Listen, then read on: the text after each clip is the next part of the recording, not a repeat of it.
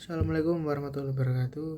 Perkenalkan, nama saya adalah Lausun Hermansyah dengan NIM 023 1001 03 11 0008. Di sini saya akan mempresentasikan tentang teori berdirinya negara. Pernahkah kita membayangkan apakah negara yang tempat kita berdiri hari ini, atau negara Indonesia atau negara manapun di dunia, akan berdiri tegak selamanya? Ataukah suatu hari nanti nama negara tersebut tinggal menjadi lembaran sejarah di perpustakaan? Dalam studi ilmu negara, keberadaan negara bukanlah sesuatu yang bersifat abadi. Sebagaimana ada teori tentang terbentuknya negara, ada pula hukum alam dan pemikiran hukum yang membahas tentang teori berakhirnya atau lenyapnya negara. Hari ini saya akan membawakan sebuah perenungan ilmiah mengenai bagaimana dan mengapa suatu negara bisa kehilangan eksistensinya. Secara garis besar, berakhirnya suatu negara dapat kita tinjau dari dua sudut pandang utama: sudut pandang alamiah atau kenyataan, dan sudut pandang teori hukum atau politis. Secara ilmiah dan empiris, sebuah negara bisa lenyap karena 3 alasan mendasar. Yang pertama, faktor alam atau geografis.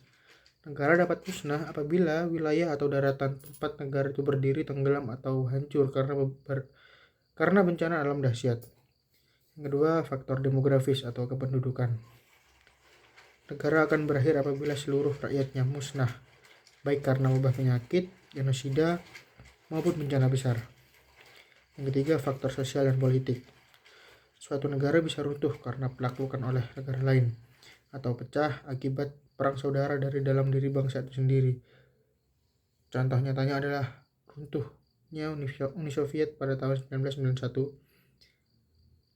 Kemudian jika kita menengok pandangan para pemikir dunia, berakhirnya negara memiliki penjelasan yang sangat beragam. Yang pertama, ada teori organis. Ahli hukum Johann Caspar mengibaratkan negara seperti organisme manusia. Negara lahir, tumbuh berkembang, mencapai puncak kejayaan, lalu perlahan menua dan akhirnya mati. Yang kedua, teori Marxisme. Marx berpandangan bahwa negara pada dasarnya hanyalah alat kapitalis untuk menindas kelas pekerja. Ketika masyarakat sosialis atau komunis yang tanpa kelas sudah terwujud, maka fungsi negara akan lenyap dengan sendirinya. Kemudian yang ketiga, teori anarkisme. Kaum anarkis menganggap negara adalah pemicu penindasan dan kejahatan. Bagi mereka, negara harus dibubarkan secara sadar agar manusia bisa hidup bebas tanpa paksaan atau struktur kekuasaan. Dari seluruh uraian teori di atas, ada satu pelajaran penting yang bisa kita tarik bersama. Sebab utama hancurnya sebuah negara seringkali bukan berasal dari luar, melainkan kerapuhan dari dalam. Unsur mutlak berdirinya negara ada 3: wilayah, rakyat, dan pemerintah yang berdaulat. Apabila persatuan rakyatnya retak, pemerintahnya kehilangan legitimasi, atau wilayahnya terpecah belah, maka negara tersebut sedang melangkah menuju gerbang kehancuran.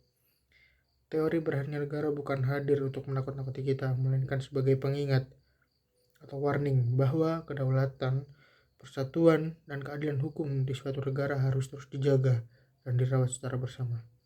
Sekian yang dapat saya sampaikan. Terima kasih atas perhatiannya. Assalamualaikum warahmatullahi wabarakatuh.